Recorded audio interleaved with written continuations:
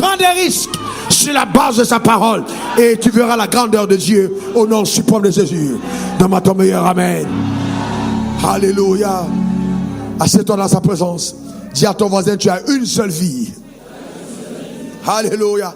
Tu n'as pas deux. 7e vérité essentielle. La peur est l'arme que Satan utilisera pour te détruire. Car elle rendra légitime son action dans ta vie. C'est l'arme que Satan va utiliser pour te détruire. Car cela va rendre légitime son action dans ta vie. C'est une arme. Et certains même, vous allez voir, développent des maladies psychosomatiques. Il a été détecté plus de 50%, près de 70% des maladies que nous avons ont pour cause justement l'esprit. Quand vous avez votre esprit habité par la peur, vous avez des problèmes, voyez-vous, psychosomatiques. Et ça conduit d'autres personnes meurent par AVC. À cause de la tension et la pression. Vous devez apprendre à être relax dans la vie. Vous devez apprendre à être relax. Ne faites jamais rien dans la vie qui vous fait perdre votre calme. La sérénité est de Dieu. Quand Dieu t'accorde sa paix, cette paix ne doit vaciller par rien d'autre. Rien du tout. C'est très important de savoir garder la paix. Il ne faut pas paniquer. C'est pour ça que la joie de l'Éternel est incroyable. Vous ne pouvez pas imaginer la cure que fait la joie dans le cœur d'un croyant. La joie. Après on dit non, tu as attention, tu as ceci, on loue, tu loues jamais. Ton visage est serré quand on loue. Comment tu ne veux pas avoir intention? Il faut louer. Tu chantes, tu souris. Amen, tu te détends. Pas parce que j'ai un problème, j'arrive pas à rire. Fais semblant. après, ça va prendre. Tu vas commencer à rire vrai. Est-ce que tu es né sachant marcher? Mais tu avais la capacité de marcher, non? Tu as essayé de marcher, après un jour tu as marché. Fais semblant et puis tu vas rire. Alléluia. Eh bien, vous voyez, souvent il y a vous savez pas, les films que vous voyez là, il faut faire attention. Il y a des femmes que vous voyez, elles ne rient jamais, ce sont les actrices. Et dans la vie, elles rient. Il ne faut pas commencer à ressembler à une actrice qui ne rit jamais. Il faut te détendre. Il faut sourire. Donne-moi ton meilleur amen. Alléluia. La peur, c'est 8, est un esprit qui habite dans l'esprit de l'homme déchu. Dans l'esprit de l'homme déchu. 2 Timothée 1, verset 7. Car ce n'est pas un esprit de timidité que vous êtes donné. Ici, le mot timidité dans la version King James est remplacé par un esprit de peur. Donc, c'est mal traduit en français. Ce n'est pas un esprit de peur que Dieu vous a donné, mais un esprit de force, un esprit d'amour, un esprit de sagesse. Donc Dieu t'a donné la force, il t'a donné l'amour, il t'a donné la sagesse. Et Satan t'a donné la peur, il t'a donné la haine, et il t'a donné les maladies psychosomatiques. C'est l'opposé que Satan te donne. Dieu te donne la force, amour et sagesse. Satan te donne la peur, la haine, la stupidité, la folie. Que cela ne soit point ton partage. Donne-moi ton meilleur amen. Donc vous voyez, la peur est un esprit. Si donc la peur est un esprit, ça veut dire que je peux prendre autorité contre la peur. Je peux dire, esprit de peur, va-t'en au nom suprême de Jésus. Ça ne m'arrivera pas, tu mens Satan, ça n'arrivera pas. Tu peux parler à l'esprit de peur. Va-t'en au nom suprême de Jésus. Tu peux menacer l'esprit de peur et il s'en ira. Alléluia. Amen. Gloire à l'agneau. 9e vérité essentielle, la peur grandira quand tu méditeras sur le mensonge. Et tu auras une influence. Et la peur aura une influence sur ton système de pensée, tes paroles et tes choix. La peur grandira quand tu méditeras sur le mensonge. Il y aura une influence sur ton système de pensée, sur tes paroles et sur tes choix. Donc quand tu as peur, ça influence tes pensées. La manière même de penser. Vous allez voir des gens, quand tu as peur, la manière de penser a déjà changé. Tes paroles même Vous connaissez quelqu'un qui a peur par ses paroles.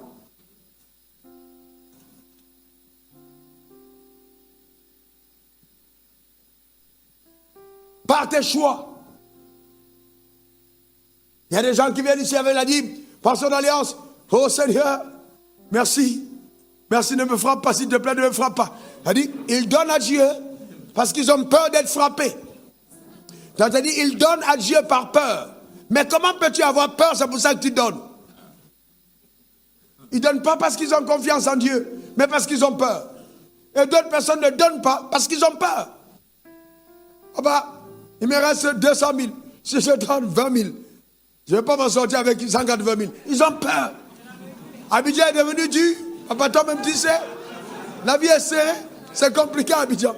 Papa, s'il te plaît, merci de me comprendre. Au nom de Jésus. Amen. Amen. Mais vous savez, et le raisonnement, la Bible dit, il ne faut pas aller dans ces faux raisonnements. Et là, le raisonnement vient, Dieu lui-même est un Dieu d'amour. C'est un Dieu d'amour.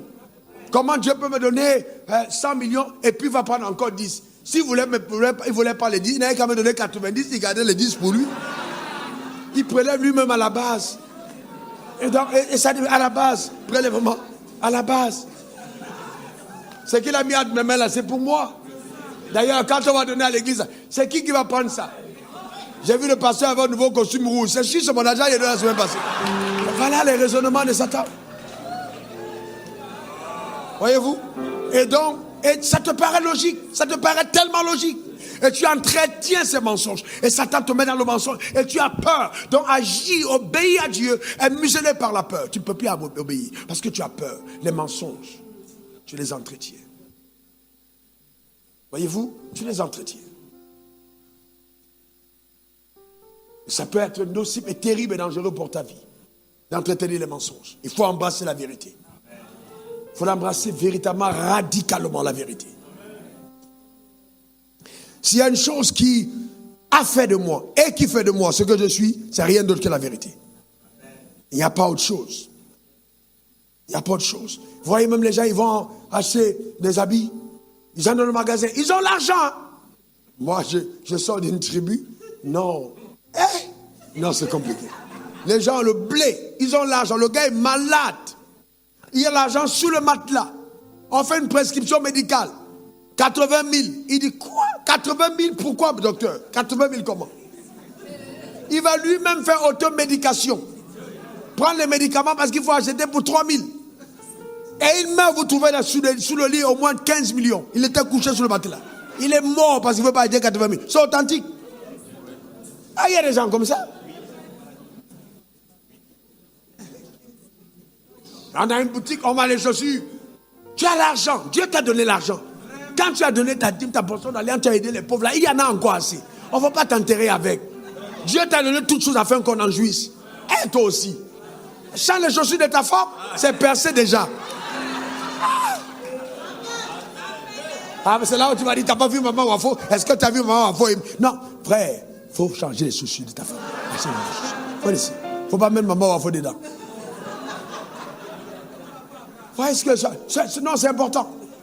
Et toi, tu vas maintenant choisir, non, il faut, c'est tellement avare, c'est toi-même, tu accompagnes ta femme pour acheter des chaussures parce que tu veux être sûr que c'est le moins cher. Tu as peur des dépenses. Tu as peur. Je vais te dire une chose, si ta femme mange ton argent se multiplie.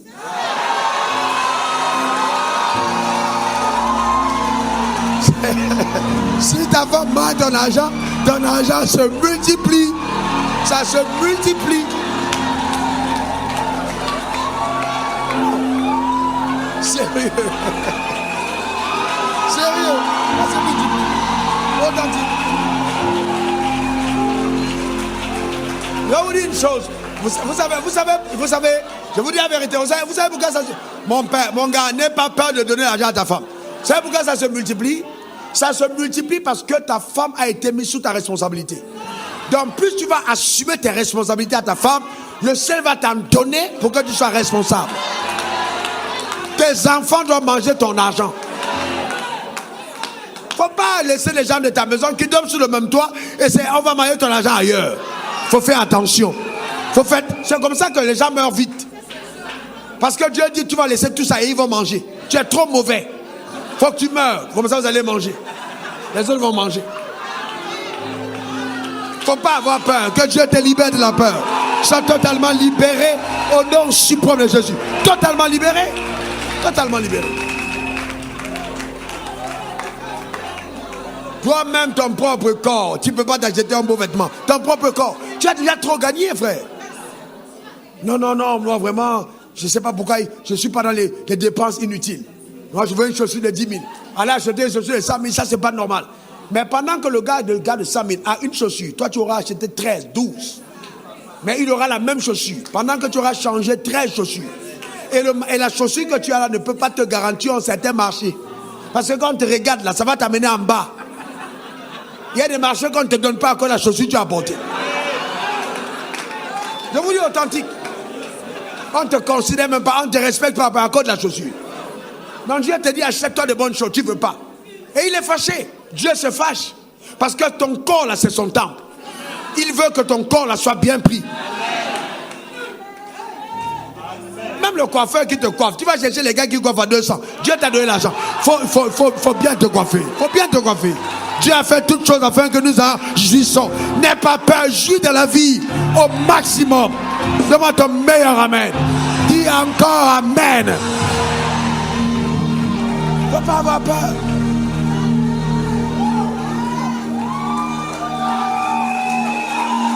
Amen.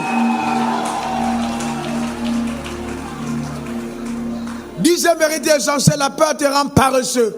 La peur te rend paresseux. Beaucoup de personnes n'arrivent pas à travailler à cause de la peur.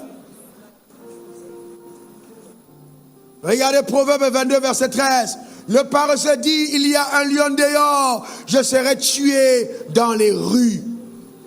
Il y a un lion dehors, je serai tué dans les rues. Vous avez vu la définition de la rousse? C'est imaginaire. Il est chez lui, mais il dit il y a un lion dehors. Tu l'as vu? Mais ton imagination te fait toujours penser au négatif, penser au problème. Tu ne peux pas évoluer parce que tu es toujours en train de penser aux choses négatives. Comment tu vas prospérer avec ça? Et tu es paresseux. Que Dieu t'en délivre. Que la grâce de Dieu te libère. Dans le nom suprême de Jésus. Donne-moi encore ton meilleur amen. 11e vérité essentielle. La peur te limite. Limitera tes perspectives. Et te maintiendra dans la petitesse et la pauvreté. Te limite tes perspectives. Te maintient dans la petitesse et la pauvreté. C'est ce que la peur fait. Je suis arrivé dans un pays dont je vais taire le nom. J'ai senti la peur depuis l'aéroport. C'est-à-dire quand j'ai atterri, quand tu vois les gens, tu sais très bien que ces gens-là, c'est un esprit. Ils ont peur. Les gens ont l'argent, mais ils ne peuvent pas. C'est-à-dire tu sens la peur. Pourquoi? Ça peut aussi avoir une origine de leur histoire. Tu vois ce que je dis? Dans les gens, là où il y a beaucoup de sorcellerie, il y a la peur. Là où il y a beaucoup de sorcellerie, il y a la peur. Quand tu es dans un village où il y a beaucoup de sorcellerie, les gens ont peur. Quand les gens veulent aller au village, ils changent de voiture. Jamais avec les nouvelles voitures. Tous les anciens, ils vont louer les vieilles voitures. Parce que si on t'a vu avec une nouvelle voiture, on va t'enterrer.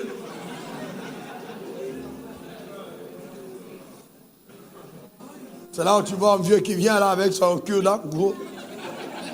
Et il te regarde.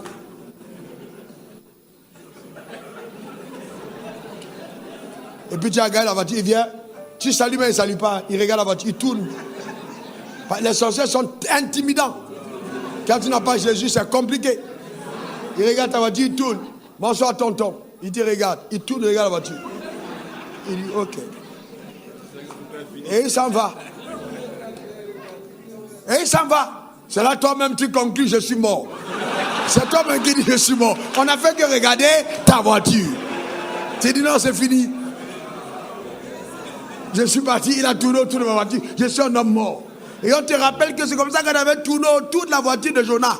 Et Jonas est mort par accident. Donc pour ton cas est fini.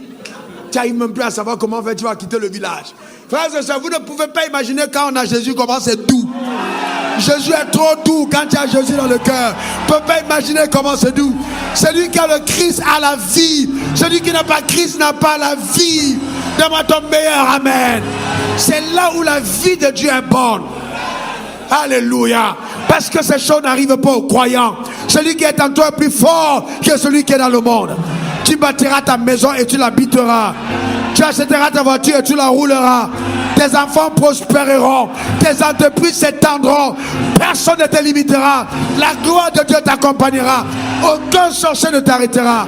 Dans le nom suprême de Jésus. Donne-moi 3 bons amen. Que cela soit ton partage et ta portion. Personne ne pourra t'arrêter. La peur te limite. Matthieu 25, 25, je vous montre quelque chose de très puissant dans ce texte. Matthieu 25, 25. Celui qui avait un talent dit, j'ai eu peur. Je suis allé cacher ton talent dans la terre. Voici, prends ce qui est à toi. Regardez comment est-ce que la peur peut utiliser ton énergie de façon négative. Ce gars qui a caché son talent, est-ce qu'il ne pouvait pas mettre ça sur son matelas, jeune homme? Si. Il pouvait cacher ça dans son armoire. Bon, faux. Assieds-toi, il n'y a pas de problème. Tu retiens bien les leçons. Voyez-vous? Est-ce qu'il pouvait le faire, non? Très bien. Mais il est allé cacher en terre. Ça veut dire, un, c'était quelqu'un d'intelligent. Quelqu'un qui savait comment faire pour cacher les choses.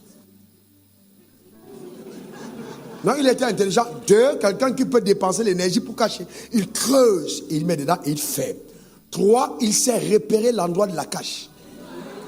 Donc, il a mis certainement un indicateur pour savoir que quand il viendra, c'est là où ça se trouve. Donc, c'est quelqu'un d'intelligent.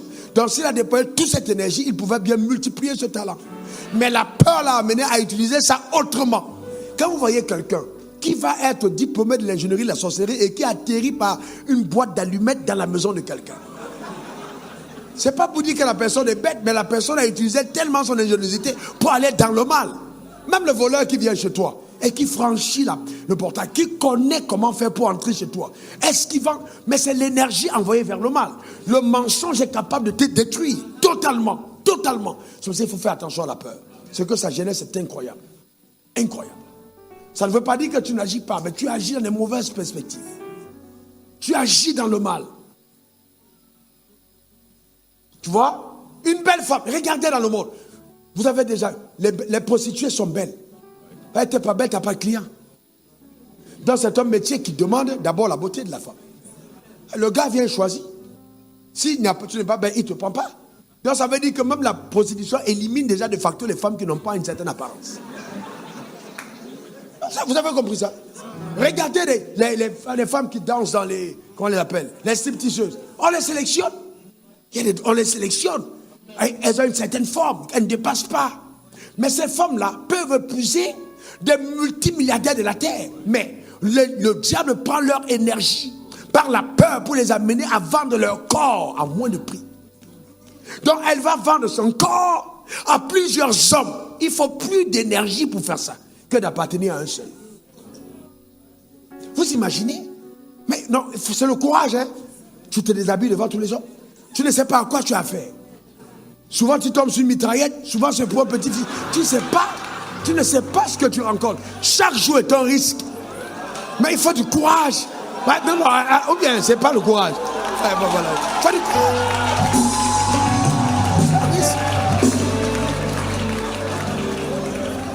Tu ne sais pas comment le dehors sera aujourd'hui. Tu ne sais pas. C'est compliqué. Au moins ton mari, tu le connais. Mais les gens se succèdent. Tu ne connais pas. Mais tu es obligé de sortir. Et vous pensez que ça c'est facile? Je vous dis la vérité, c'est pas facile.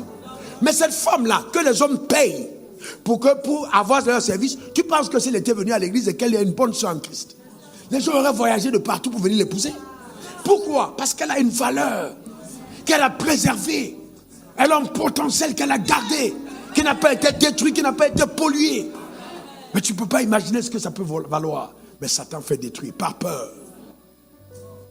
Et souvent c'est la peur de ne pas pouvoir s'acheter une perruque, une chaussure. Elle vend son corps. Peur de ne pas avoir le futur iPhone. Il y a des femmes qui ont commencé à se prostituer pour iPhone 15. Ça n'existe pas encore. Mais elles ont commencé à... Peur de ne pas avoir le futur iPhone. Alors peut-être que ton voisin de l'église, enfin si tu étais venu à l'église, il allait te l'offrir cadeau. Parce que les gars du temple de la foi sont généreux.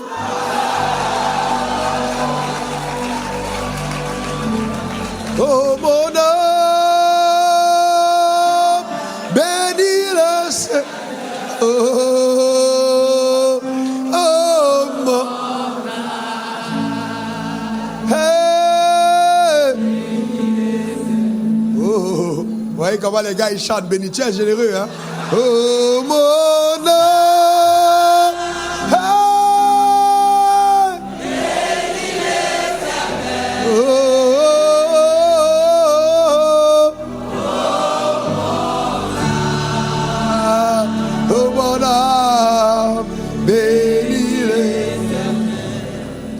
Donc, voyez, donc, il y a aussi, 12e point et le dernier, la peur va t'empêcher de posséder les possessions, tes possessions et accomplir ta destinée. La peur va t'empêcher de posséder tes possessions et d'accomplir ta destinée. Donc, la peur t'empêche de posséder tes possessions. Elles sont à toi, c'est déjà à toi, mais tu n'arrives pas à y accéder à cause de la peur.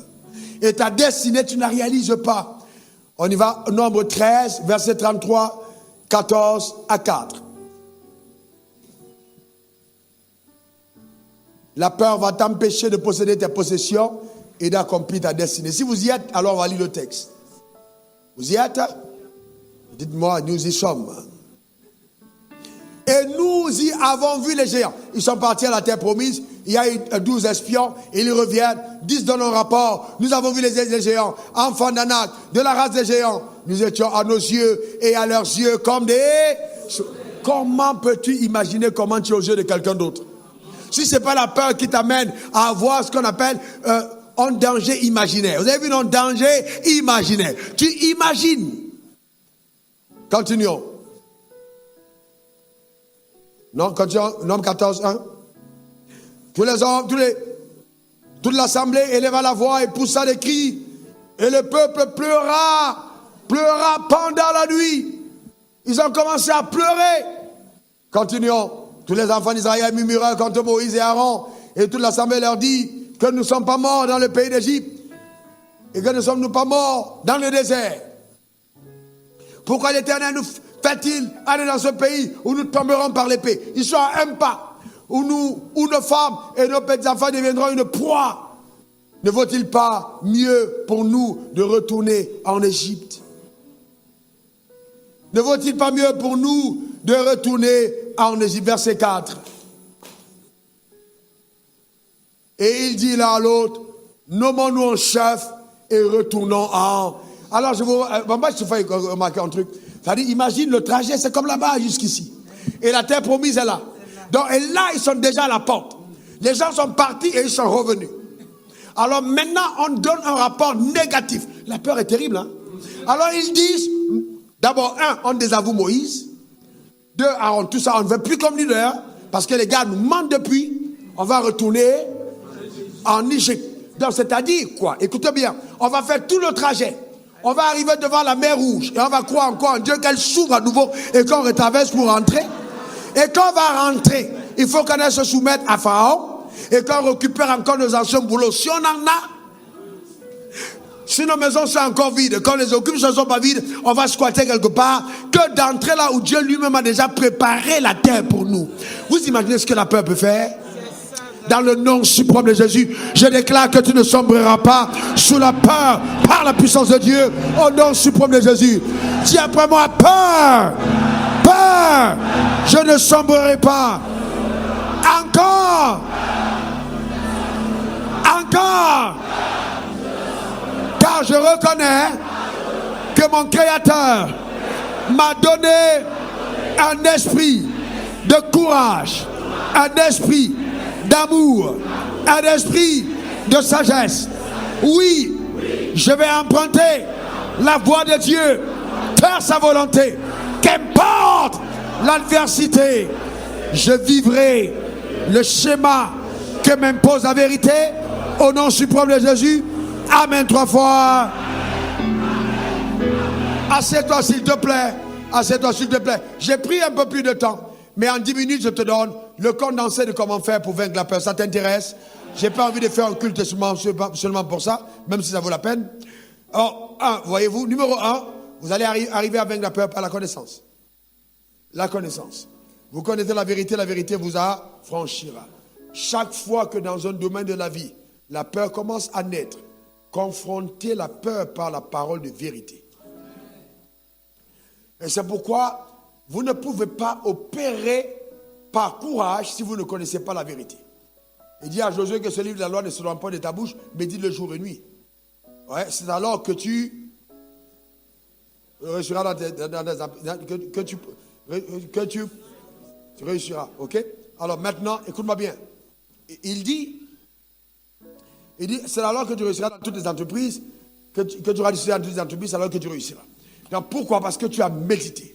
Alors maintenant, le verset 9, il dit, ne t'effraie pas, ne t'épouvante pas, car l'Éternel, ton Dieu, sera avec toi dans tout ce que tu entreprendras. Donc, comme pour dire, ne cède pas à la peur. Mais il ne peut pas te dire, ne cède pas à la peur, tant que tu ne connais pas la vérité.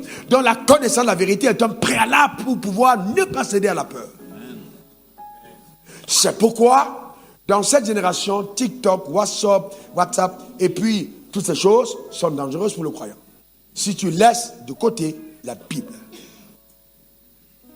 La méditation de la parole est tellement réelle que quand tu prends le temps dans la parole, regarde, les gens qui lisent la Bible ont une lumière que de ceux qui ne lisent pas n'ont pas. Moi, en tant que pasteur, je connais qui lit la Bible. Souvent, tu vois une femme qui brille. C'est pas là. C'est le même au Ghana, il y a des produits. Tu brilles. Mais c'est pas de cette brillance. Tu vois un homme, il est pâle. Tu vois, mais il s'est bien habillé, mais il y a quelque chose qui manque dans le regard. C'est la lumière de Dieu. On la puise dans la parole.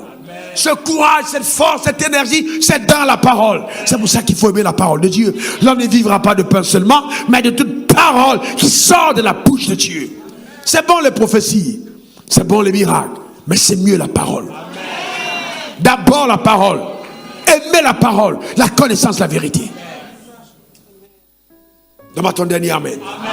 Par exemple, quand on te donne un mauvais diagnostic, comment tu fais pour résister à la peur que la maladie ne te détruise pas? 1 Pierre 2, verset 24.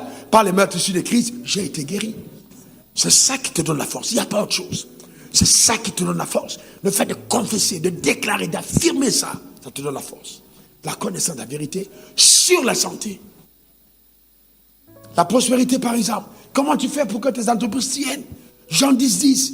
Le voleur ne vient que pour dérober, égorger, détruire, mais je suis venu afin que les brebis aient la vie et qu'elles soient dans l'abondance. La connaissance de cette vérité fait que quand j'entreprends, je ne pense pas à l'échec. Moi, je n'ai jamais d'alternative d'échec. Je n'échoue jamais. Je dis encore, je n'échoue jamais. Si tu me vois échouer, je suis en escale. Je n'ai pas encore terminé. Quelqu'un a dit, je ne joue pas, j'apprends. Et donc, c'est important de comprendre ça. Voyez-vous, c'est normal. La nuit, par exemple, quand tu n'arrives pas à dormir, comment tu fais quand tu as peur de ne pas te réveiller? Le sommeil du juste est reposant. Ça, c'est clair. Tu n'as pas besoin. Les démons n'ont pas à venir chez toi pour dire, ouais, tu dis vraiment, j'arrive pas à dormir, vraiment, il faut que je fasse l'huile sur la fenêtre, sur les portes. Non, tout ça, c'est pas le plus important. Non, c'est ton cœur, c'est la confiance en Dieu. Le juste se couche et il s'endort. Et tu te remets, Père, je te remets mon esprit, je me couche et je m'endors. Le sommeil du juste est reposant. Et cette nuit-là, l'ange de l'Éternel montera la garde. Amen. Tu ne peux pas être au roi et tu te protèges toi-même.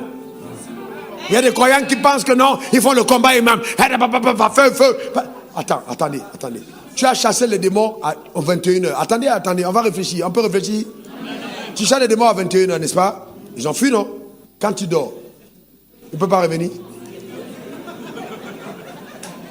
Non, attendez. Tu as un voleur qui vient chez toi. Tu le chasses. On est d'accord? Attends. Et puis maintenant, tu dors. Quand tu dors, là, il sait, il voit tout le lumière sur l'été, il attend un peu, il sait que tu dors. Il revient, non? Donc, si tu penses que tu te protèges des démons par tes prières, tu mens. Quand tu dors, là, est-ce que tu pries encore? Ils peuvent revenir, non? Mais pourquoi ils ne reviennent pas? Parce qu'il y a une alliance. Parce que Dieu te protège, parce qu'il te garde. Parce qu'il est avec toi. Est-ce que quelqu'un comprend de quoi je parle?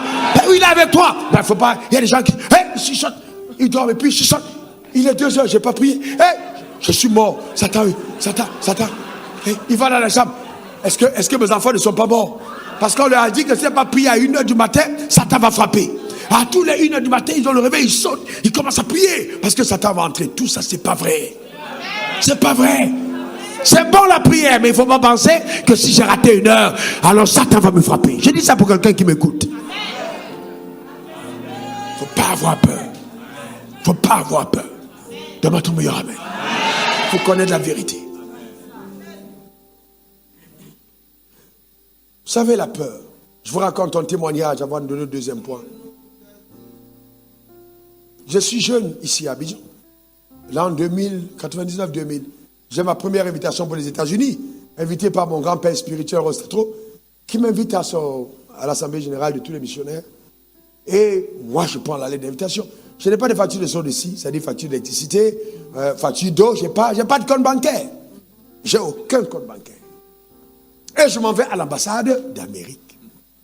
C'est pas Mali.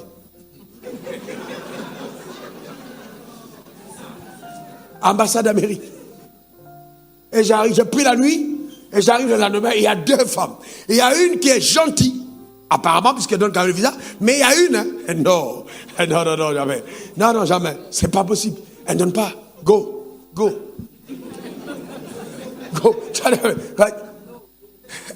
Est-ce que quelqu'un comprend? Tu es là, c'est moi? Non. Go. No. Alors maintenant, toi, tu es assis et puis tu attends.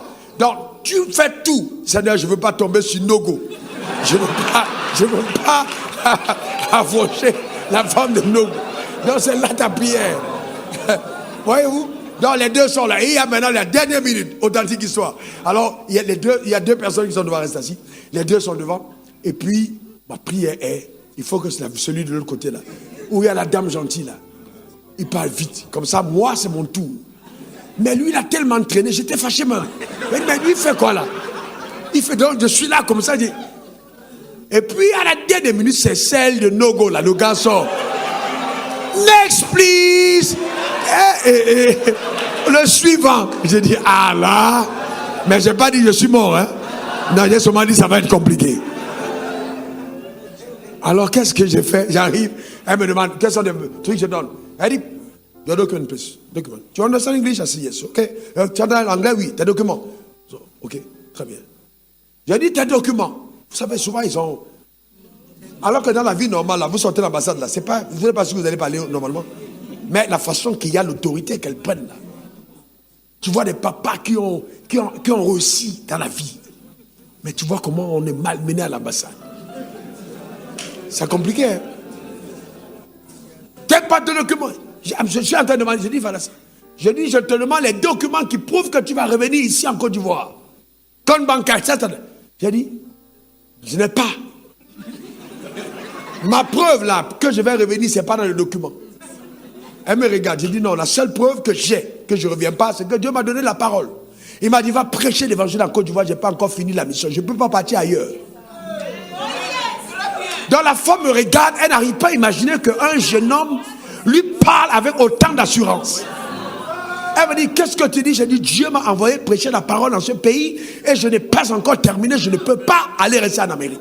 Donc je parle maintenant aussi avec assurance et audace. Vous savez, le courage, ce n'est pas l'absence de la peur, mais c'est la capacité d'affronter ses peurs. Elle m'a regardé et elle dit, go and pay, va payer. Donc tout le monde, depuis le matin, on a réfugié à tout le monde. No go, dit go and pay. Ah non, je déclare sur ta vie que Dieu te donnera du succès dans toutes tes entreprises au nom suprême de Jésus. Donne-moi ton meilleur amen. Dis encore amen. Une dernière fois amen. Mais pourquoi? Parce que la parole est vraie. L'héritage du monde a été donné à Abraham et à ses fils que nous sommes. Donc en fait, le monde entier, que ce soit le Pakistan, la Chine, l'Inde, la Russie, partout, c'est notre héritage. Donc quand nous partons prendre le visa, nous n'allons pas demander une faveur. Nous allons juste aller dans visiter nos terres. C'est à toi. Est-ce que tu crois ça? Donne-moi ton meilleur amen. Je déclare sur ta vie que les portes du monde te sont ouvertes. Si tu as bien reçu cette parole, tu as accès à tous les visas de la terre. Donne-moi ton meilleur amen. Les portes s'ouvrent devant toi au nom suprême de Jésus. Amen. Tu voyageras et tu reviendras. Faire ce à quoi Dieu t'a appelé. La faveur t'accompagne dans le nom suprême de Jésus. Amen. Amen. Donc, la connaissance de la vérité. La connaissance de la vérité. La connaissance de la vérité. J'ai tellement cette connaissance. La connaissance de la vérité. Deuxième chose à faire. Vous savez, je vous donne un autre témoignage avec ça, parce que je vais aider quelqu'un. Une jeune dame que je connaissais a un appel à aller prêcher l'évangile en tant que missionnaire aux États-Unis. C'est ici que ça se passe, ma soeur. Et donc, ce qui se passe, c'est que prêcher l'évangile, on lui a refusé le visa 3 fois. Je la trouve au bateau, Liberty Life. Je lui demande, mais qu'est-ce que tu fais? Qu'est-ce que tu fais? Elle m'a dit, non, on m'a refusé le visa et tout ça. J'ai dit, ok. J'ai dit, ok, il faut venir à mes bureaux. Et donc, elle est convaincue que Jean Thio, que je connais des gens qui vont l'aider. Alors, il dit, viens à mes bureaux. Et donc, il dit, viens avec ton passeport. Elle est tellement contente. Ah, merci beaucoup. J'ai dit, ok. Elle arrive à mes bureaux avec son passeport. Elle attend, on l'introduit, on l'amène à moi. Je dis, où est ton passeport? Elle me donne le passeport. Je tourne la page, je lève la main vers le ciel. Je dis, je rends grâce pour le visa. Je reçois le visa au nom suprême de Jésus. Et puis, je reprends le passeport, je lui donne. Elle me regarde. Je dis, c'est fini, va à l'ambassade. C'est-à-dire, en fait, je crois que c'est par respect qu'elle ne m'a pas insulté. Elle a récupéré mon passeport, son passeport. Elle est sortie et je l'ai entendu parler à ma secrétaire. Sa porte était juste à côté. La façon dont elle parlait, elle m'a dit, mais il se prend pour qui? Il me déplace comme ça, ici je viens et puis il me dit, reçois le visa. La secrétaire lui dit, si c'est ce qu'il t'a dit là, il faut faire ce qu'il t'a dit. Il t'a dit quoi? Il m'a dit, pas à l'ambassade et puis prends le visa. Et il dit, mais va à l'ambassade, il t'a dit de partir à l'ambassade. Maintenant je sors, j'ai dit, ma soeur, va à l'ambassade. Je t'ai dit, partir à l'ambassade, il faut partir. Mais en fait, là je crois qu'elle a dû se dire que son nom est à l'ambassade, que j'ai appelé les gens. Elle est partie à l'ambassade, 2 semaines après, elle est revenue. Contente d'avoir eu le visa. Il y avait 3 refus. C'était les mêmes papiers, la même invitation. Tout a changé. Qu'est-ce qui s'est passé? La peur a été muselée. La foi a été relâchée. Chaque fois que vous déployez la foi, vous détruisez les œuvres de la peur. Quel que soit ce que la peur a eu comme emprise dans ta vie, quand la foi est relâchée, la peur se soumet. Je déclare établi la soumission de la peur dans ta vie au nom suprême de Jésus. Ce qui a dominé dans ta vie ne dominera plus. Donne-moi ton meilleur amen. Dis encore amen. Une dernière fois amen. Acclame déjà le Seigneur parce que c'est un partage. Acclame-le bien. Acclame-le bien.